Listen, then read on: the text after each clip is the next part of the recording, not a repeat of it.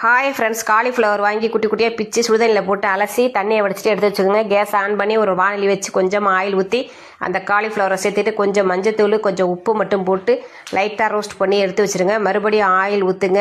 கடுகுளுந்த பருப்பு ஜீரகம் போடுங்க. பொடி பொடியாக தோலை சீவிட்டு அலசிட்டு உருளைக்கிழங்க சேர்த்துங்க தேவையான அளவு. அவங்கள நல்லா ஒரு வதக்கிட்டு உருளைக்கிழங்கு தேவையான உப்பை போட்டுருங்க. மிளகாத்தூள், மஞ்சத்தூள், மல்லித்தூள், கரம் மசாலா தூள் எல்லா தூளையும் போட்டுட்டு நல்லா ஒரு கிண்டிட்டு நம்ம ஏற்கனவே எடுத்து வச்சுருக்கோம் காலிஃப்ளவர் அவங்களே இது கூட சேர்த்து விட்டுட்டு உப்பு காரத்தை பார்த்துட்டு லைட்டாக தண்ணி தொளிச்சு தட்டை போட்டு மூடி வச்சுருங்க. அடுப்பை சிம்லேயே வச்சுருங்க.